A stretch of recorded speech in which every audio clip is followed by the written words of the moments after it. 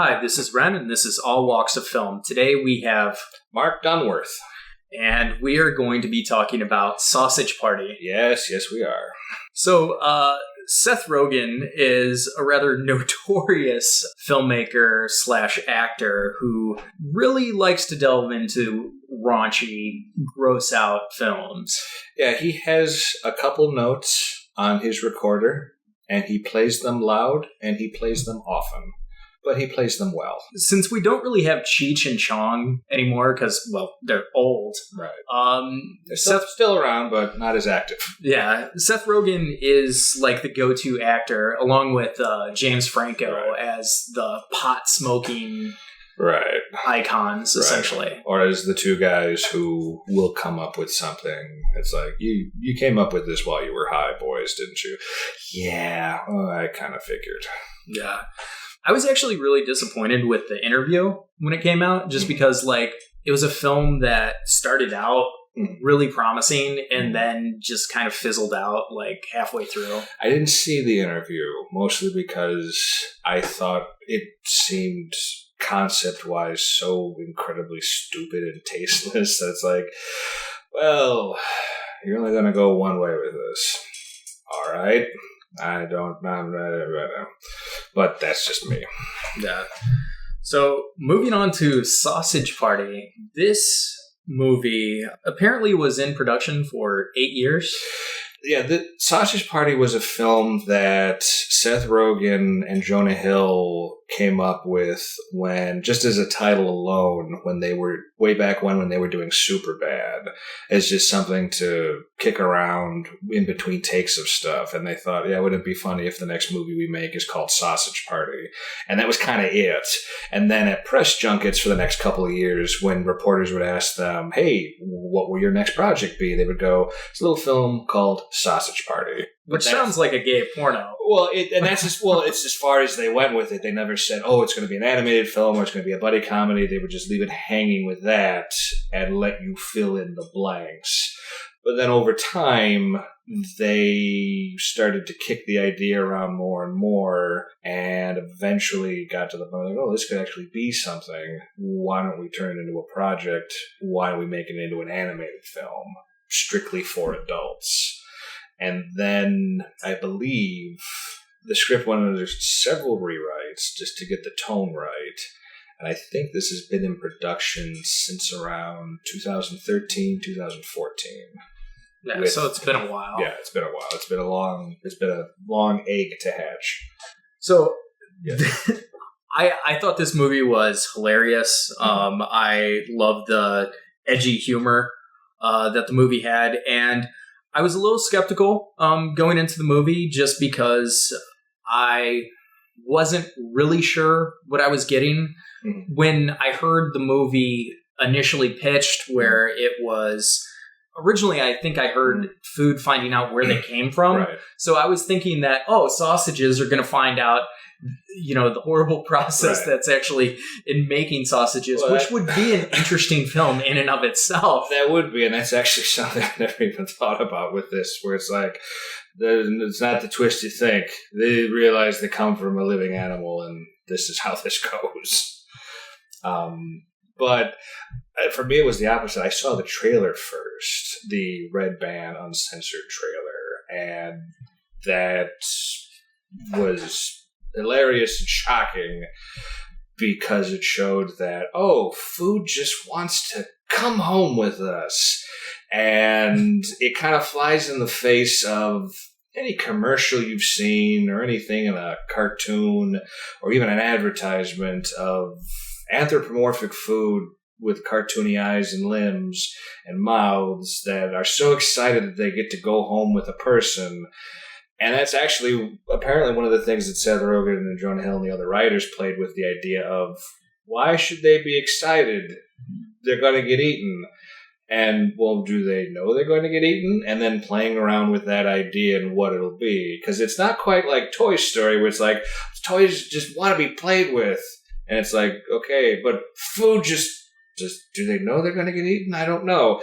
And then so the shocking, revealing scene of them realizing that, oh my God, we're going to get eaten. Oh, this is, what is this? When I saw the trailer, I thought that was hysterical because they pulled no punches and treated it as serious as a heart attack. This is played for laughs, but this is also very, very ridiculous. And because of that, I thought they did a great job. And then I saw the movie. And I differ with you, Ren, on what I thought about this. I thought it was a good movie. I didn't think it was a great film. And I have my reasons for that.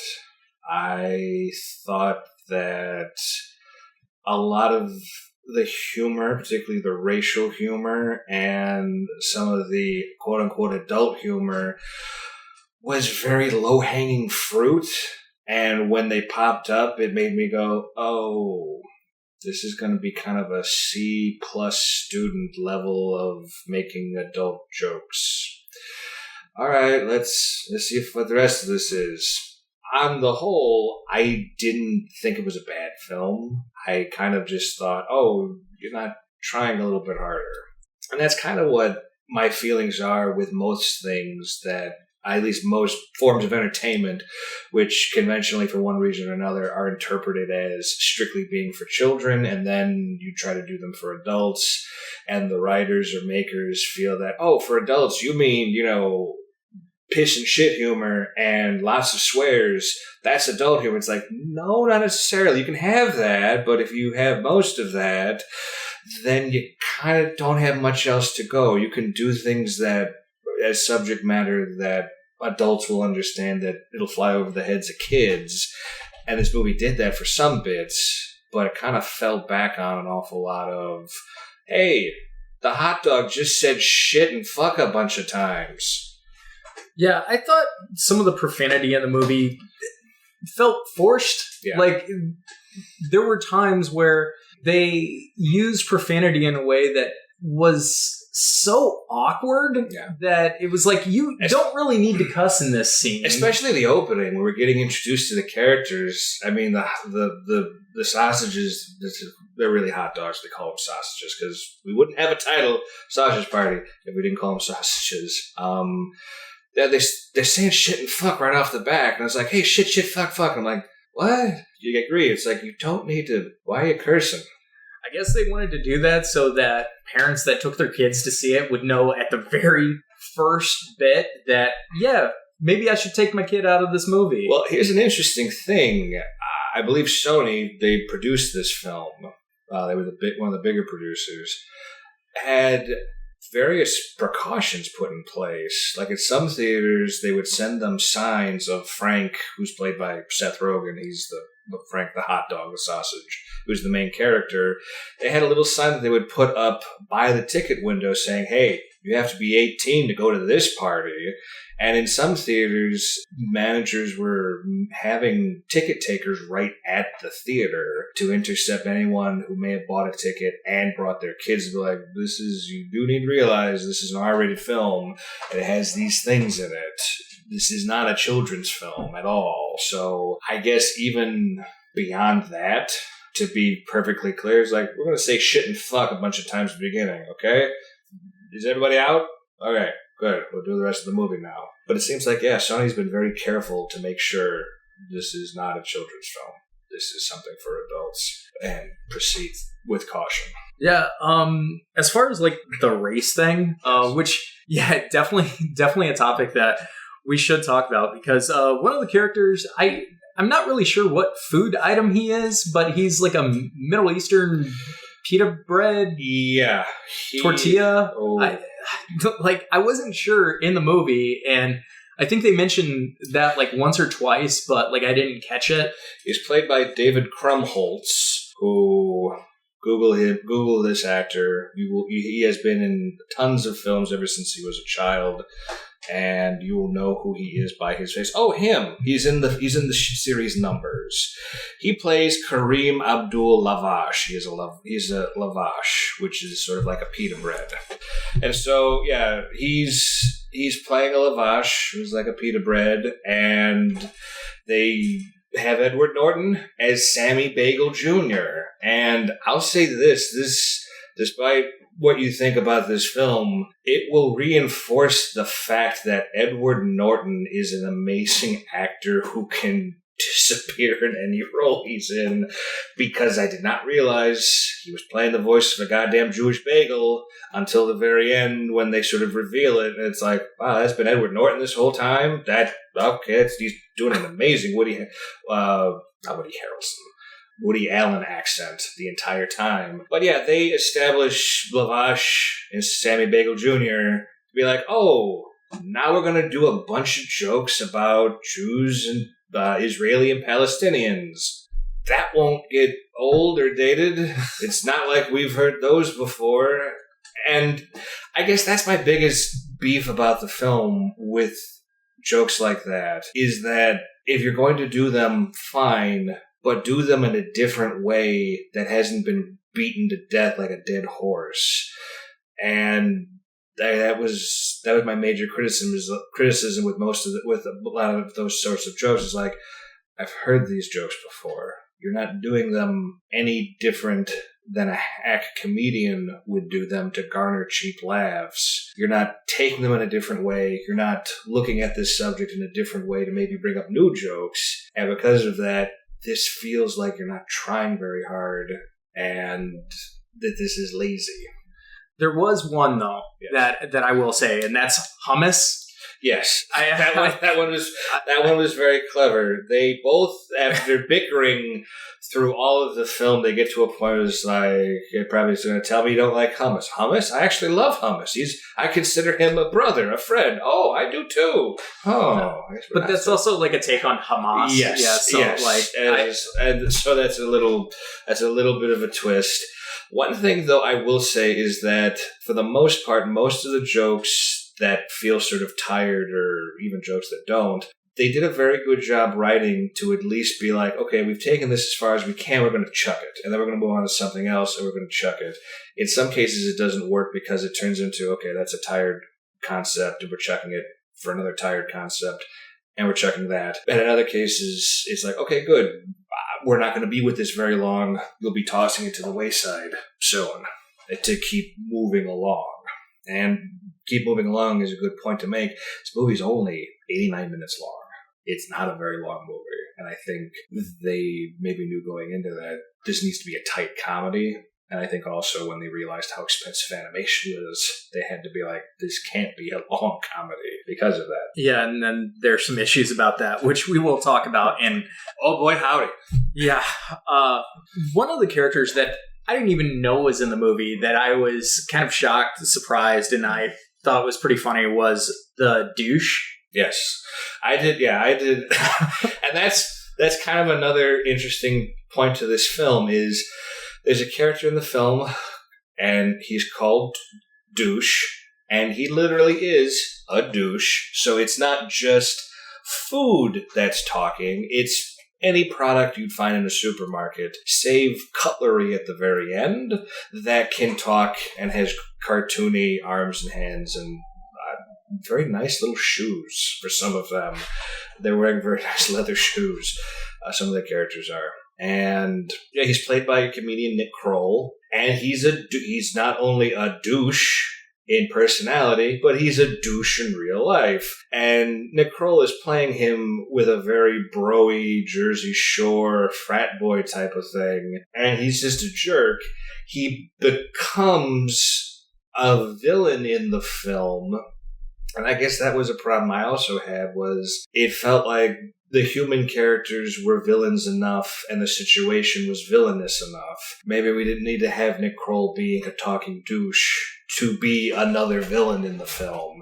In certain cases, he kind of helps to move the plot along, but part of me kind of thinks maybe you could have just tightened the script up a bit versus having a douche that runs around. Some of the things he did were very funny, but still, it was like, why are we having him running around? One of the funniest scenes in the movie for me was the scene where he was talking about his fantasy of, like, just getting all up in there. Yes, he...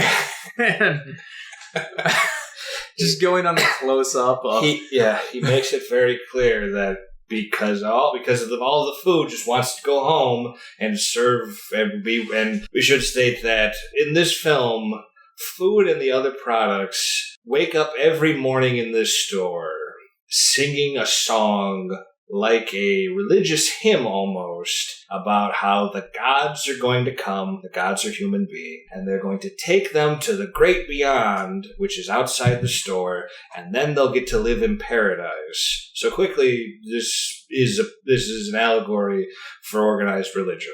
And the douche, all he wants to do is, I just want to fulfill my purpose of getting up in there. And we see several close-ups of CGI human being crotch, lady crotch in tight pants. I just want to do that. And it's like, wow, you are a real go-getter, my friend. I guess because there are instructions in a douche package, yes. He knew what his purpose was. Yeah, and you brought up an interesting point, because it's like all the other food products are just like, we don't know what happens, but we've been told it's great, versus the douche who's like, I know exactly what I'm supposed to do. I'm getting up in that hole and I'm doing this.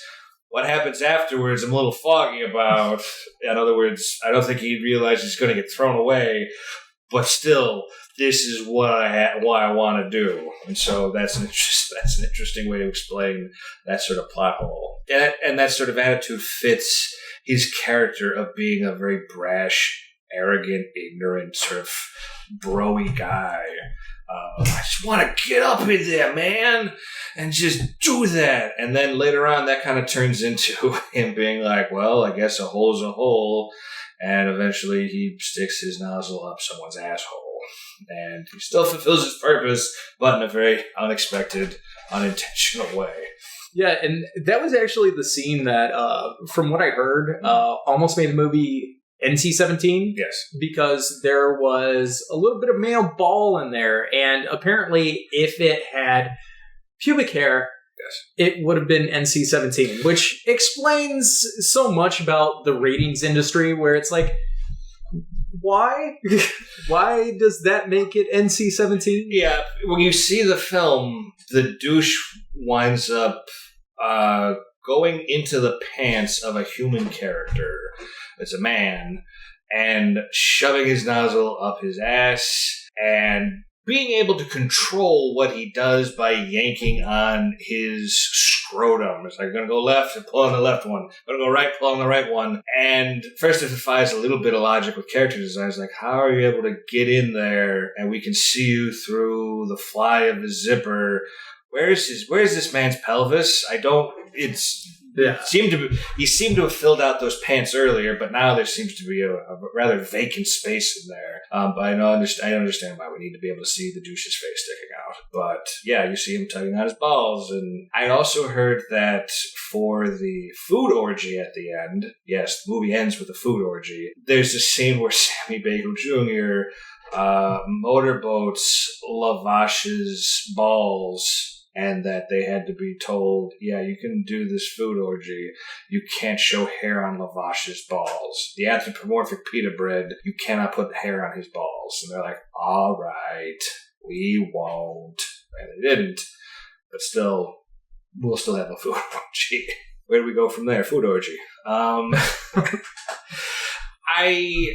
so they established early on with a song that, I don't know about you, but some of the lyrics I couldn't quite hear very well. I don't know if it was because of the sound mix or the sound quality of the lyrics, but I was able to get the gist of it. Okay, food believes that they're going to be taken by these human beings that they call gods to leave the store into the great beyond, and they're going to live in a paradise. Wonderful. And it's Red, White, and Blue Day, which is the 4th of July. They don't know to call it the 4th of July, but that's what it is. And the food knows that many of them will be taken with the gods, and especially the sausages and the buns know that they'll be going home with somebody, and they're hoping and praying.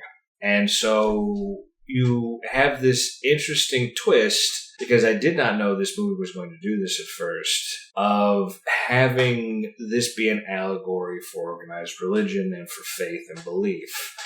And it turns into, well, why do you do what you do? Do you do what you do because you genuinely think this way, or do you do what you do because you believe in something that is suggesting good things will happen if you behave this way? And that I thought was clever and made the movie for me a bit more redeeming than, hey, we're going to do a quote-unquote adult cartoon animated film and have shit and piss and do a lot of swears. It's like, oh, you're making commentary as well. That's good. I like that. Yeah, I mean, you have the Middle Eastern guy, Yes. You have the Jewish guy, you have the Native American guy who has his, Yes. who set up this whole spirituality. By the way, Chief Firewater. So was Native American chief. It was a bottle of whiskey. Yeah, everyone's getting a jab at them in this film. No one's left out. But it's interesting. Yeah, the movie is not PC in any way. No, very not much so. But they eventually establish that at one point in time, all the food knew what would happen to them. That they would get eaten and used, and as it said, they left the store screaming, and it was crazy. So we, the non-perishables, 3 products that never are immortal because they'll never die, which is a box of grits, a bottle of whiskey, and a Twinkie with a very 1950s hairdo, because of course it's been around since the 50s. They're the ones who create this massive lie to sort of ease the suffering of the food in the store. And it works to a point, until in this flashback it's revealed, well, that certain aisles, meaning certain factions of people, started changing the lyrics of the song to fit their own personal needs. In fact, the sauerkraut aisle started talking about killing the juice. I love the juice. The juice never did anything to anybody. It's like, oh, they're not the juice. Oh, that's clever. But they make it very clear that there was one message we were trying to tell everybody. And then everybody, all the different aisles of different food, which are different nations and different factions of people, took that same message and interpreted it differently. And it's like, well, this is nothing than the original message, even though the initial message was a lie that was supposed to hopefully placate you, but it didn't. And now it's all messed up. Now everyone needs to be told the truth because this isn't working for anybody, because it's gone crazy. But yeah, that was, talking about racial things, it was funny when Chief Firewater mentions that life was fine for him and his people until some no-good, dirty crackers moved into his aisle and took it over. Don't get Mr. Grits started on crackers. He hates crackers too. And I hate those crackers. And it's like, the Grits, call me Mr. Grits. It's also something we should mention is that this movie had some fun with some other film references interspersed. It never got so heavy-handed where it's like, oh, another reference. They did it just enough to be like, okay, that's funny. Like having a box of grits. Talk to the Grits. They call me Mr. Grits. From Heat of the Night. And the Stephen Hawking gum. I love T-1000. Oh, I loved gum. One, there's a character that's just a wad of gum, and they're playing off. He just calls himself Gum. It comes into the last third of the movie, and they play him off as a Stephen Hawking-like character, who, when he first introduces himself, I am nichlorobic acids, about breaking down the chemical compounds. You can call me Gum. And yeah, there's a moment where Gum gets shot in the head with a bullet, and then you go, oh no, Gum. And then slowly the hole closes like T-1000 as he's saying, matter cannot be created nor destroyed. And the theater that I went to go see this in, there was an audible, hilarious reaction when that happened. So they did their job well with some of these scenes, hitting the note just right, which was very good. Yeah, so I thought it was really interesting that there was also an element of, in talking about religion, sexual purity. Yes. That gets established early on, right after we go through the hymn of going to the great beyond. Yeah, so Seth Rogen's character and the bun. Right. We have Frank the sausage, and Brenda the bun. Brenda the bun, played by Kristen Wiig, who is in Ghostbusters. Answer the call. We're not going to talk about that. But she's in this movie. There are a handful of people from Ghostbusters and Answer the Call in this movie, all doing better things in this movie. Yeah, Yeah, they are. Kristen Wiig sort of falls, unfortunately, into a little bit of doing line-orama stuff of, I'm going to do a little bit of improv here. It's like, no, please don't. But it doesn't happen very much, which is good. But yeah, it's established early on that Frank and Brenda are this sort of couple that just want to be together, but they can't be together until they're taken away by the gods into the great beyond. And then Frank will get to stick his sausage into Brenda's bun. And again, this plays into the various factions of the various foods. What'll happen when they go in the great beyond? Well, the Flavash is going to be anointed with 77 virgin olive oil. Yeah. And for sausages, they finally get to have sex. They get to put their Franks into buns, and that's finally what they get to do. And so yeah, early on in the movie, they get introduced to those two characters and that they're this couple, and they can't wait anymore. And it's like, well, what if we just touch tips? And you're like, what are you talking about? And by tips, they mean, of course, just fingertips. And it's like, oh, finally. We finally get some sort of physical contact with each other. Oh, that's wonderful. And then bad things happen, and that makes them question, oh my God, is this happening because we touched tips? Oh, I knew we shouldn't have done that. And so, yeah, there's elements of virginity and religious purity in this, and is this right, is this wrong? If we did something, does that mean bad things are going to happen now? Yeah, but it's interesting because, like, in these parts where the food is communicating with each other, they tend to break the movie's logic, as far as, like, well, there's Franks moving all around and they're out of the package, which means that package would have been broken. Right. But the package isn't broken, so, when they go to the store teller, it's not like making the complaint that, oh, the package... Yeah, they kind of fudge some things where it's just like, well, Frank and Brenda escape from their packages due to an accident in the store. They fall out of their packages. And then it's never noticed by the woman who buys them that there's a bun missing and that there's a hot dog missing. And it's like, okay, well, no one's the wiser. It's like, all right, you're not going to realize that you're a bun and hot dog. Okay, fine, whatever, I guess. So there's a lot of convenient overlooking. I'd believe it if it was the guy with bath salts, though. Oh, Jesus Christ. And that's another thing. There is drug use in this movie, and it's not just your standard Seth Rogen, James Franco pot stuff, which the pot stuff is funny because it's the characters doing hits of weed out of a kazoo. And was it weed or was it like basil or something like that? I think they make it clear that it's weed because they call it chronic. And when they're inhaling on the kazoo, it makes a sort of deflated cow noise. So when some of that stuff was coming up, I was like, oh, great, pot humor. And then the kazoo happened, and I was like, okay, you got me back now, because that's a funny thing. But in addition to that, we have a stoner character, a human being, one of the gods, voiced by James Franco, who does bath salts. Bath salts, for those who don't know, you have to heat up like heroin and draw it into a needle and inject it in yourself to do it. And that is, when that happened, it made me go, oh my goodness, they're doing needle drugs in this movie. That's a twist. I thought there was just going to be pot humor. So is that how bath salts are done? That's how you do that. And that's why it's fucked up. Because it doesn't make you sort of sleepy like heroin, but it cranks you up. And then you do horrible things like strip off your clothes and attack a homeless man and eat his face, which has happened.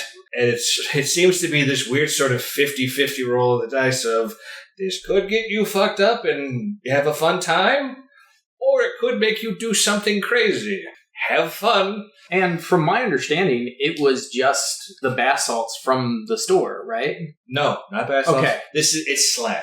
Bath salts is slang for this new drug concoction. Okay, because I was actually under the impression that it was bath salts that you got from the store that got you fucked up. No. It's slang. Like smack, boom, pow, crank, blast, blow.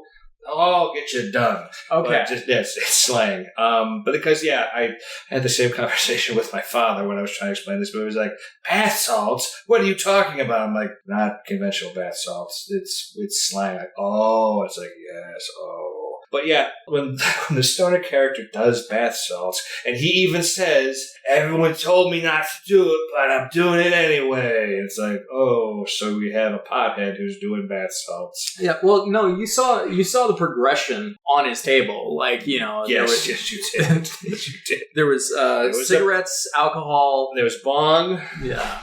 And then it's like, I'm finally doing the big stuff. Needle drugs. Oh, no, don't do that. It's established sort of like towards the end of the middle of the film that when human beings do bath salts, they can now see the fourth dimension, which is seeing the food for what it is as these cartoony characters with eyes and noses and mouths and arms and legs. That's another funny thing in this film, is that it shows the different points of view of both the human beings and the food. Because as far as the human beings go, it's just food. I mean, I think one of the best scenes is when a bowl of baby carrots a bunch of baby carrots are dumped in a bowl, 2 fall out of the bowl, and they're screaming, for the love of shit, run!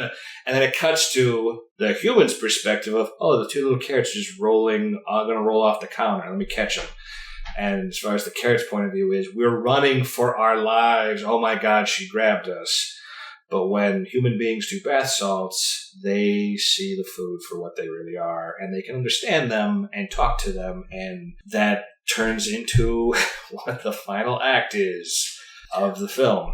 Which I was actually kind of blown away by the final act, because I was not expecting that. No. Like, I really didn't know where the film was going. No, it came out of nowhere, and that was probably the best thing, because up until this point, it's been swearing, it's been cursing jokes, piss and shit jokes, facial humor, and then an underlining thing of making a point about organized religion. Where are we going with this? Oh my God, a severed head. And it quickly turns into the last bit of this film is all going to be about violence. And that's what we haven't done just yet. And we're going to be murdering some people, because it's the food realizing, okay, we can't run, we can't hide, we can't defend ourselves, but we can fight back by getting everyone in the store high on bath salts and murdering them. And you're right, it comes out of the blue, and it's the perfect thing to do, because like, what haven't we done? We haven't done violence. We've done violence against the food, which is the scene that you see in the trailer that I was a little miffed by, where it's like, oh, that entire scene from the film is just lifted from the film and put in the trailer, of the food being in the kitchen and then realizing, oh my God, we get eaten, what are you doing? Now we're turning it on its head. No, we're going to murder people now. It's food murdering the people. I did like the scene when Jelly died, though. Yes, that was fun. And PB was so sad. Peanut Butter lost his wife, and his wife is a jar of jelly. All right, honey, I can fix you. While he puts a hand smeared with jelly on his head, and it goes down. It's like, oh, jeez. Yeah. Yes, there's a whole. There. Speaking of other movie references, there is the opening scene from Saving Private Ryan in this movie, where a bunch of food items fall off of the cart after getting hit by another cart, along with a big bag of flour, which makes the white hazy dust come up. And Frank, the main character, says, what? Because he's been hit in the head and he's coming to, and seeing things like a crushed can of soup trying to pull in its noodles like intestines. Oh my God. And a banana who's looking around, and then the peel on its face falls off, revealing a vacant face underneath it. And then, yes, Peanut Butter losing his wife, Jelly, who's been crushed. I was actually surprised that the movie never got into, like, molding or, like, food going bad or anything. Yeah, that was something that, I mean, they make it a point, some of the food, to be like, you're out of your package, what are you doing? And it's like, well, you never explained to me why that's bad to be out of my package.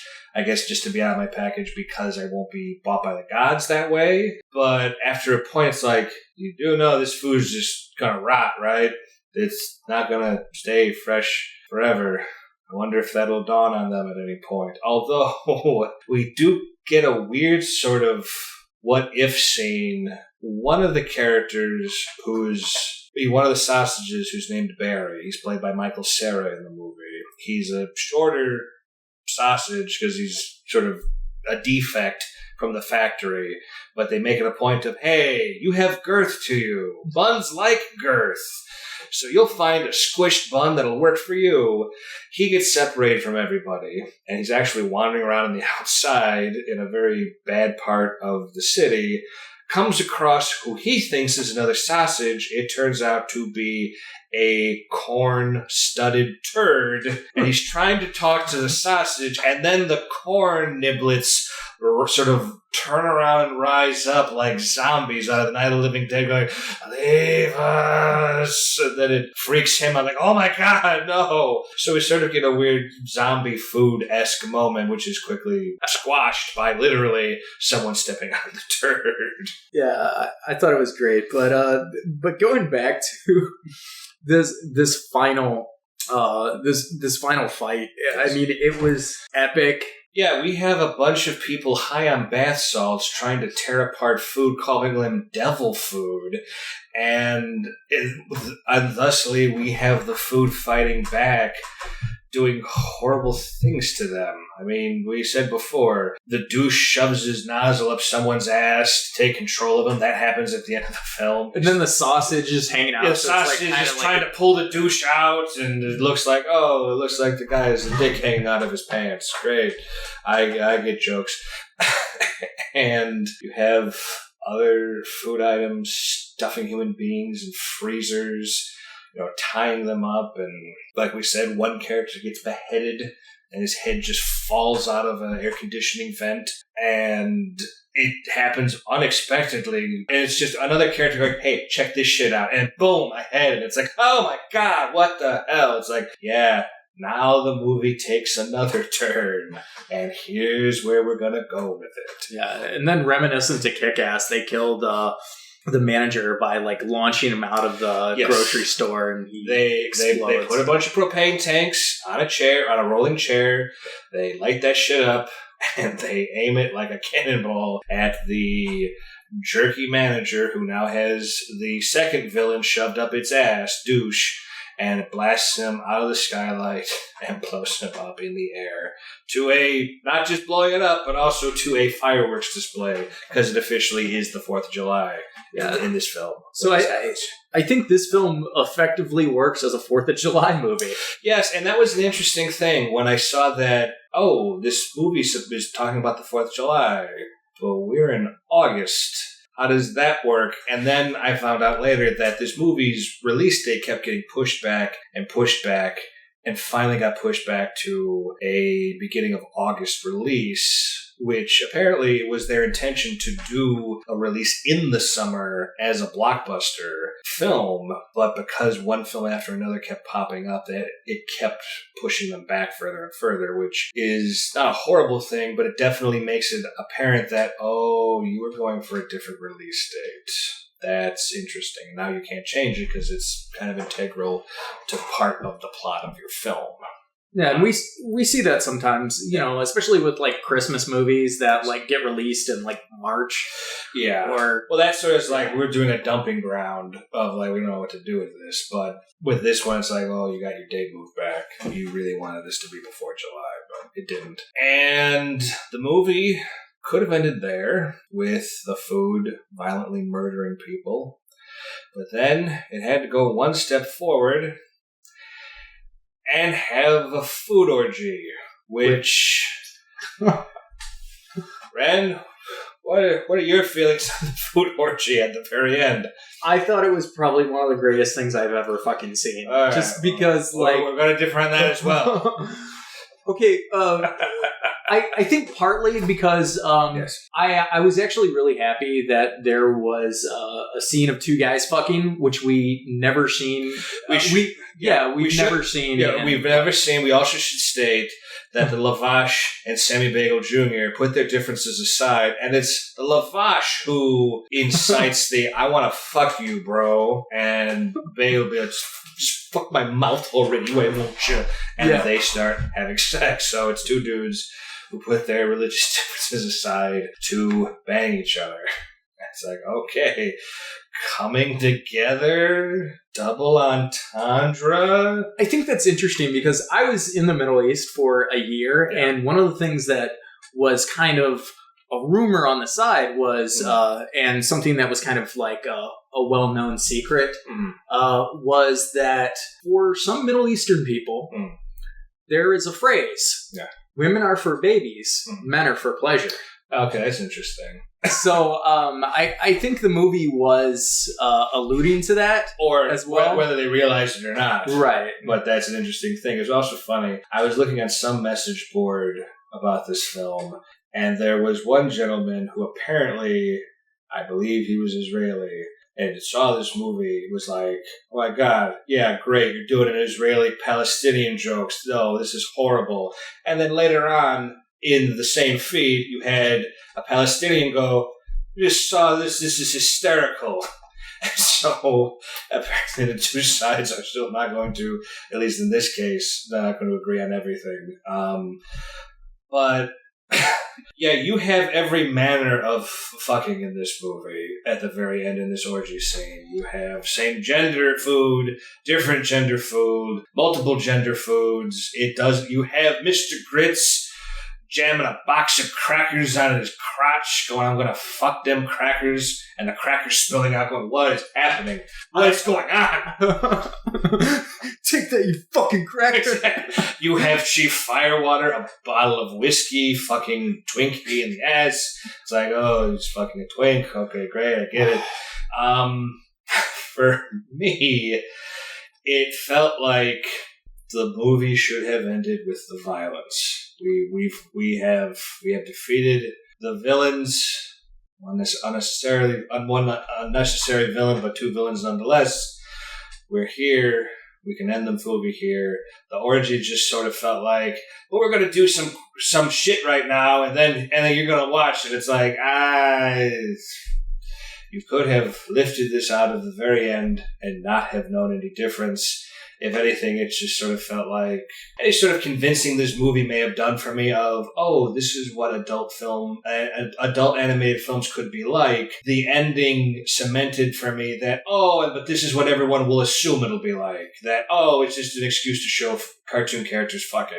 Great, look how far we've come. Awesome. Because you have characters who are jerking off on each other. You don't, let's be very specific. You do not see any food, we could call it nudity, or any food excretions. You do see a little bit of food nudity. Yeah, with some of the labeling. Yeah. Like you have some bottles of like cocktail mix that are supposed to be shapely looking like women. They pull their like illustrated tops down to reveal their chests. Why couldn't they have gotten Miss Butterworth? That would have been fucking perfect. Because this movie isn't Food Fight, even though this is the best version of Food Fight that you could have made. And for those of you who don't know what the movie Food Fight is, look it up. You'll thank us later or curse us later because of it. But the toys were fucking awesome. Toys. Food Fight had toys, and like they are arguably some of the best toys ever. For kids. I didn't. Oh yes. Okay. They were like you're talking about toys for the movie Food Fight. Yeah. I think the movie was made to promote the toys, but the toys were fucking awesome. I only saw stuffed animals of those characters that they were like when the movie never came out. They got regulated to like grabbing. This was like earlier. This was like earlier in the 90s when it was just toys, and it was equivalent to the Ninja Turtles toys. So like they actually had launchers and all this kind of stuff. Like it looked fucking awesome. Interesting. I did not know about that, about the Food Fight toys. But anyway, to get back on track, one of the things we should mention about this film is the marketing campaign, because this movie is been released by Sony. Sony has recently not been having all that great of a time with films. Spider-Man, Ghostbusters. Yeah. They can't really seem to get a hit, or at least if they have a hit, they can't seem to hold it very well for a long amount of time. Like for the Spider-Man franchise, which they had all big sorts of plans before. And now they pretty much lost it to Disney. Yeah. They basically, Disney apparently is like, we're going to do the creative decisions on this. You're just going to sit there and be nice. I do think there is a possibility for success if they just go with Miles Morales. Like, have a new character. Let's make Miles Morales, and, Disney can have Peter Parker. Yeah, that's not going to happen. Sony has made its bed to make as much money as possible, because although the films were doing good, they weren't doing as great, I think, as they wanted them to. And so Sony's big thing right now is just to get as big of a payday as possible. And to that, with Sausage Party, they didn't throw a ton of money at this like they did with the marketing campaign of Ghostbusters Answer the Call. Good God, they put so much money into the marketing of Ghostbusters Answer the Call. One could argue, although there's no official numbers, that the marketing campaign was as much as the actual film, if not more. With Sausage Party, they did it very differently. It was very much Seth Rogen and his crew doing things in a different, creative way by releasing the Red Band trailer and getting reactions off of that. Even promoting the reactions that people had on their site to be like, look at people's reactions to the trailer. Going to South by Southwest and releasing early cuts of the film. For, I believe it was the Super Bowl, they released a advertisement for the film that I didn't know about till the other day when I was researching this, that had Seth Rogen in an animation studio that looked like it was done off of, like, this is what you would have seen the Disney studios in the 1930s. Seth Rogen's in a suit with a thin mustache made to look like sort of Walt Disney, but the movie they're rating a sauce. We're like, oh, hi there, folks. I'm Seth Rogen. I'm going to show you about this wonderful animated film we're doing called Sausage Party. And it's like, oh God, that's hysterical, because they know what they're doing and they know how to do it. And this is a film that went under the radar with a budget of supposedly only $20 million. And that is very, very cheap for a computer animated film. Most computer animated films have a budget of at least $100 million, if not more. And we'll get into that. We'll get into that later. But in the opening weekend for this film, it made $35 million. It has already made its money back. Second weekend, it has made so far $89 million. Oh yeah, and that's probably just word of mouth. People just going like, "Holy shit, this movie is fucking crazy." And I have no doubt that that's what they're banking on their marketing campaign to be. It's like there's no sense in putting stuff on TV. No one's going to see it on TV. We'll do a few things on TV. People are going to notice this online. The commercials that have come out to promote it recently have made it a point to say, this is getting a big review on Rotten Tomatoes. Rotten Tomatoes really likes us. And so they're definitely hammering a point of go online to see what this movie is about and then go see it in the theaters. Granted, whoever you are, for some of you, it may be like, I have to see this movie more than once. For some, it might be like, for instance, like me, this was a single-serving film, and I'm fine seeing it only once. I don't regret spending the money, but I am glad that I went to a matinee show and went with a friend. But either way, and I'm sure you'll agree with me with what you've said so far, it didn't feel like a waste of money. Like, let's say, some of the other films that have come out this summer so far. Well, at least it's doing something different. I mean, shit. And even if you argue that the different thing isn't that great, well, yeah, it is still doing something different. It's doing an adult animated film by a major studio. We haven't seen something like that, I believe, literally since South Park, Bigger, Longer, and Uncut happened. Team America World Police. Technically, those are puppets. Okay. It's not an animated film. But yeah, I think by a major film that is strictly for adults with an R rating by a major studio, the last one was South Park, Bigger, Longer, Uncut, and that was in the 90s. That's very telling of something, especially in the States, that animation has to be for children or families. It cannot be for adults. Even if it is for a broader audience, like some of the Pixar films, it's still aimed at children to be its biggest draw, versus the rest of the world at large, like Europe and Asia, and particularly Japan and South America, there are numerous adult animated films with adult concepts and things that are very popular and are part of the culture. And they look at us and go, why are you regulating this just for kids? I just thought of one that I totally forgot about, and that is Anomalisa, which came out last year. Yes. Which strangely was not a broad comedy. It did have comedic elements. But it was an animated film for adults. Yes. And the animation is stop motion animation. And there was full frontal nudity and penetration. I haven't seen that yet, but that is a good point to make. That yes, that is also an animated film. It's not computer animated, but stop motion animation. That's still animation. So that I hope. And again, we'll get into more of this with the second part, that this will start a trend for more adult animated films aimed specifically for adults, because I don't know about you, but I can never see a Pixar film opening weekend without having to elbow my way through a bunch of children, even though I know the film I'll see isn't something that's aimed strictly at kids, but is something that I as an adult will be able to enjoy because their storytelling is so good.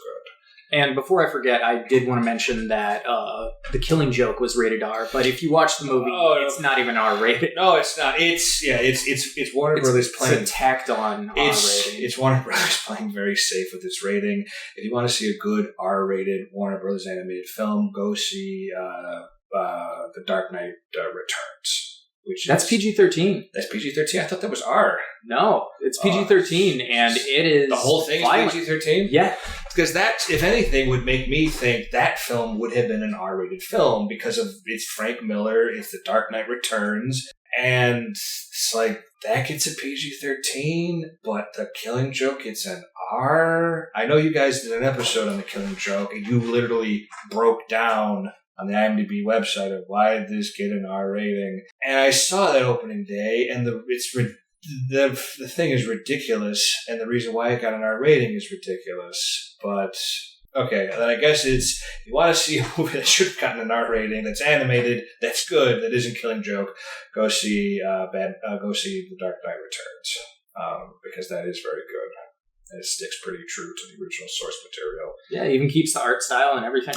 To a certain extent, yeah. It keeps the art style because it's in animation, because fortunately it was such a simple art style to recreate in an animated form versus what they did with Killing Joke. That's another story.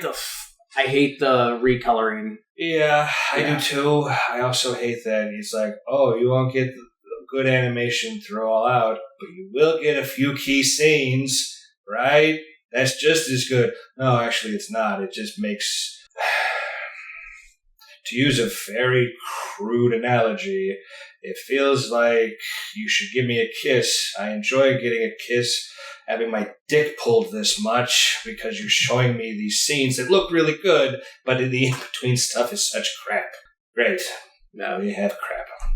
But going back to Sausage Party, so the marketing was very smart. I do think that this will set a precedence to try to make animated films, like R-rated animated films, because of how much money you can get from them. Yes. It will, very much like Deadpool, and say what you want about Deadpool. Some people liked it. Some people felt lukewarm about it. I kind of felt lukewarm about it. But it was a good film in the sense that, oh no, you can still do R-rated superhero films specifically for adults and not teenagers. And this is how you can do them. And you can do them in a smart way and a funny way. You did them in the past. Just because you have this popularity of PG or PG-13 superhero films doesn't mean you can't do something strictly for adults that's for a different group and for a different palette. Well, and quite honestly, it is for that group. They just got to sneak into the movie theater to see it or wait until it comes out on DVD. But the flip side is this movie is setting the very same precedent, but very much like the warning that director James Gunn gave when Deadpool came out to the film industry. I believe it was either on a tweet or his Facebook page, said, yeah, don't misinterpret this as, making a popular film for superheroes means I have to make it very violent and R-rated for it to work. No. You have to tell a good story. You have to have good characters. You have to have a good director. Those things have to be there. And your film will be good because of that. And it just so happens to have an R-rating. And that's the same thing with Sausage Party. Don't misconstrue that, for an adult animated film to work, we'll just say a bunch of shit and things. No. The movie had an underlining story that worked well. It had some heart. It had some good stuff. Don't misinterpret the superficial things as the stuff that should be all of these films. Yeah, I think filmmakers, I think producers will learn so much when they finally realize that having directors and production teams make the movie that they want to make is the best option. Right. It's something that that most major players in Hollywood don't have, even though it seems like they do have, which is confidence. They have confidence in themselves. They don't have confidence in the people they bring in to make projects. And you can see that in them reshooting things, recutting things, bumping someone off a project, bringing somebody new into a project. It's like you have the track record of this person to go on. Trust that they'll give you something good, and then go with it. And if it doesn't work after that, then fine. Then you can say this didn't work. But don't say it's not going to work before you even tried something. The flip of it is... And that's a way to actually marginalize that person for that being the mistake. It's like, we here at this company, we didn't make that mistake, but we are supporting our artist's vision. And if it doesn't work out, we'll get somebody else. Right. And the flip side of it also is, don't go the other extreme to be like, we'll get somebody who has done one very good independent film and then give them a major blockbuster Godzilla to direct based on that Chronicle Fantastic Four reboot. And then be like, what the shit? What did you give us? You gave us this dark film. Yeah, because the last film I did was a dark film. You had no problem hiring me based on that. What did you think I was going to do? You saw the script. You know what I directed previously. You saw the final cut. But now you're shrieking like a horrible cartoon stereotype of a woman standing on a stool, hiking her dress up, squealing at a mouse. This doesn't make any sense. It's no one wanting to take a risk because everyone's job is on the line. And it's like, I don't want to be remotely creative or independent in my thinking at all when I make my decisions. I have to make them so safe. And I'm talking about executives in Hollywood. So safe and so bland of a decision that if it falls flat, I can always blame it on somebody else. The blame will never come to me. And thank Christ, I can still keep my job. Even though, what do I do here again? I don't know, but it doesn't matter. And Marvel has done that very interestingly, where there is so much studio control, but there do seem to be creative people behind the control, instead of just having, the fat cats in the office just going, yeah, we're going to do it this way because this will make money. And it's like, they have diminishing returns, and then their merchandise doesn't sell as much because people didn't like the fucking movie. So yeah, it definitely, Disney seems to have hit this fine point well recently of being like, we're going to let you guys do what you need to do. We'll give you the support and the money. We may intervene if we feel we absolutely have to, but for the most part, we're going to be hands off. Just, if anything, make sure you hit these key things. It's not a long list, but it's still a list. And that will be good to go. And it's evident in the Marvel films. It's evident in, so far, the Star Wars film. Hopefully, Rogue One will also follow suit, although they have done reshoots, which makes me nervous, and I hope it doesn't turn into a Sony Ghostbuster reshoot thing. See, or a Suicide Squad reshoot thing for Warner Brothers. I actually was really underwhelmed by Gareth Edwards' Godzilla. Yeah, I was too, to some degree. I didn't think it was a horrible film and could be like, what the hell was this? I want my money back. But I definitely left it, and I'll be candid, like Ren and Casey, I'm also a very big Godzilla fan from way back when. I dressed up as Violante for G-Fest one year. That's how big. That was when I was 16. Good Lord, that was a long time ago. But anyway, I'm a big Godzilla fan. And when I heard there was going to be an American film that wasn't TriStar, and that it was finally going to get off the ground after several years of them going to Comic-Con, I was like, look at our production artwork. Saw this last year. When are you going to make the damn film? They finally made it. And it's Gareth Edwards who did Monsters. I remember Monsters. It's like, yeah. It's the other thing about Monsters. Remember, it was all about relationships between people. You really didn't see a lot of shit with the monsters. It's kind of what this movie's going to be about. But the relationship stuff even is going to be worse. Because it's not going to be good. Because they kill off Bryan Cranston in the very beginning. And even Bryan Cranston will come out later to say, you shouldn't have done that. Well, that, and the movie is called Godzilla, and all the marketing was to have Godzilla as the big bad. Godzilla isn't the big bad, and the movie technically should have been called Godzilla versus Muto. Here's the thing. Warner Brothers, it's legendary with Warner Brothers, correct? That's doing the Godzilla films. Is it Warner Brothers? I believe it is Warner Brothers. Okay. Yeah, because Warner Brothers, like all the others, is trying to put as many cinematic universe irons in the fire so that they have as many franchises going on as possible. It's legendary doing the film, but Warner Brothers releasing it. It's sort of very similar to similar to what Pixar did for the longest time with Disney, where it's a Pixar film, but Disney's releasing it. And like this film was, what was the company? Sony. Sony released Sausage Party. It was Sony, but it was produced by... Oh, yeah. That's another interesting story. It was produced by Annapurna Pictures. Do you know anything about that? Annapurna Pictures is interesting. They are a company that is...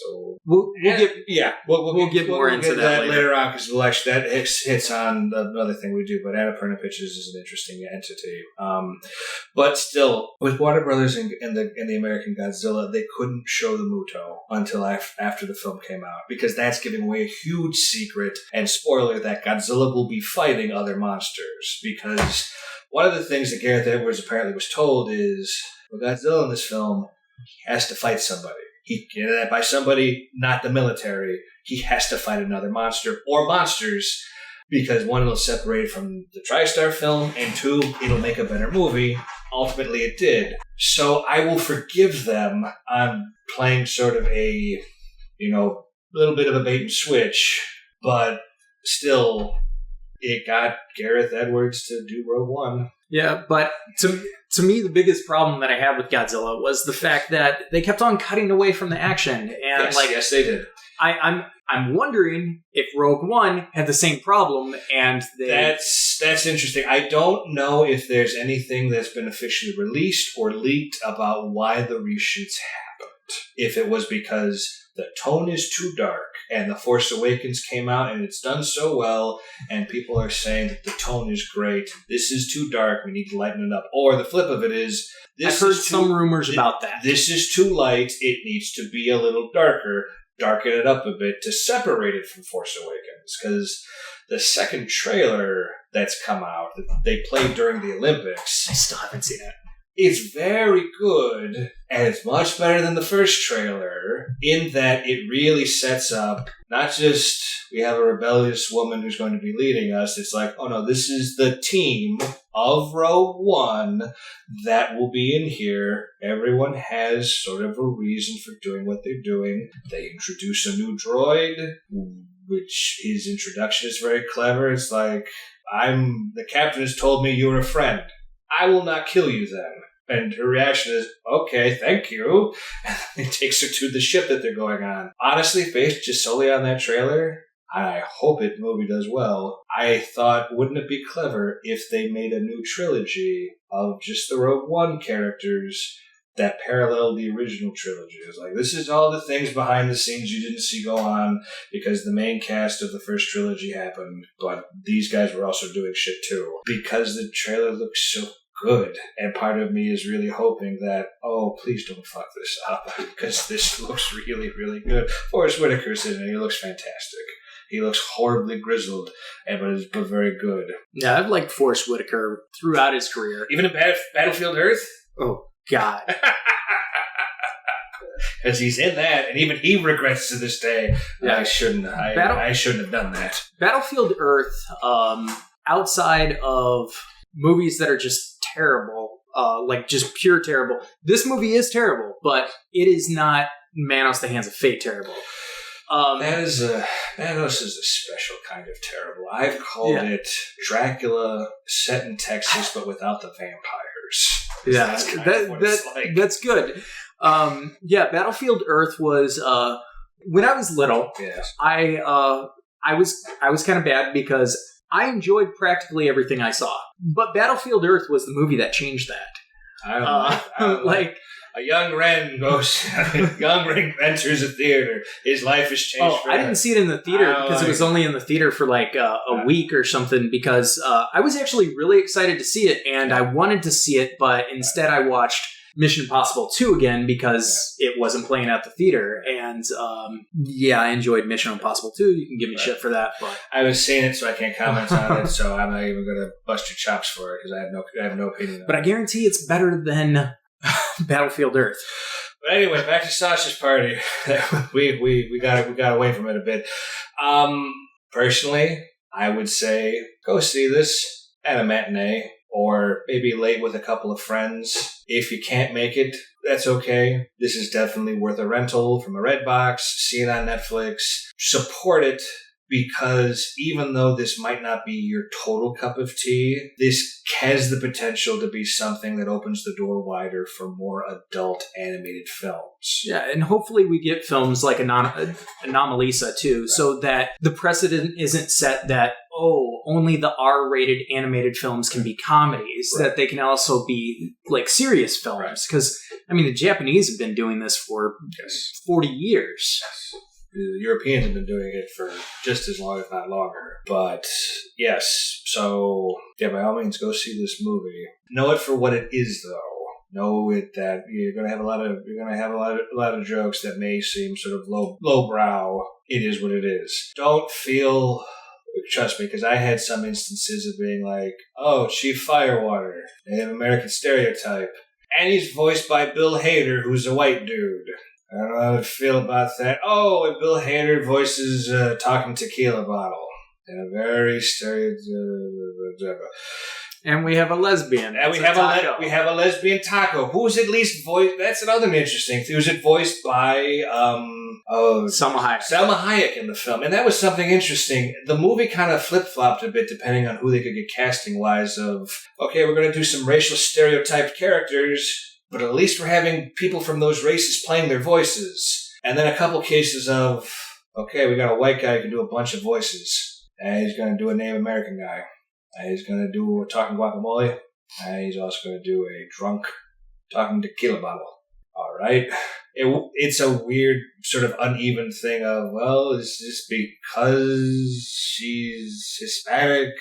It's okay to have her as a talking taco and also making some, all right? Well, and it's also, taco is a euphemism for vagina. Yes, that too. But even having, the box of grits played by a black comedian, Mr. Grits, it walks a weird line of being like, it's not politically correct, but is it politically correct simply because they have a person of that race or nationality playing the character? I don't know. I think it's one of those things, folks, that I think you need to be like, please don't think about this too much. Because if you do, your social justice warrior side will come out and be like, I have to hate the film. It's like, no, they do not mean any ill will by doing the humor that they're doing.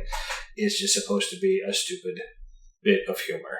It's not supposed to be taken so seriously, aside from the religious stuff. And even the religious stuff, they make it a point of being like, I had no right to say your beliefs were stupid. I had no right to say that I was right and you were wrong, but you need to understand that what you're believing is going to maybe get you hurt. And that is, I thought, was a good point to bring up versus having a maybe militaristic atheist viewpoint of religions are stupid and therefore you are stupid. It's just, no, they kind of show that and then find out that that's not going to work. And then you have Frank, the main character, Seth Rogen, apologizing, going, listen, I shouldn't have just come out to say your beliefs were dumb. That's insulting you, and it's not the way to go about trying to have a dialogue with you if I'm trying to, save your lives. So I thought that was admirable, that they didn't do something easy on that end as well. They didn't do something so easy to be like, religions are all great versus religions are all stupid versus, no, this is sort of a middle area, because life is a lot of a middle area. So I thought that was good. So go see Sausage Party. Yeah, I loved it. Yeah, I liked it. All right, thanks for listening. Bye.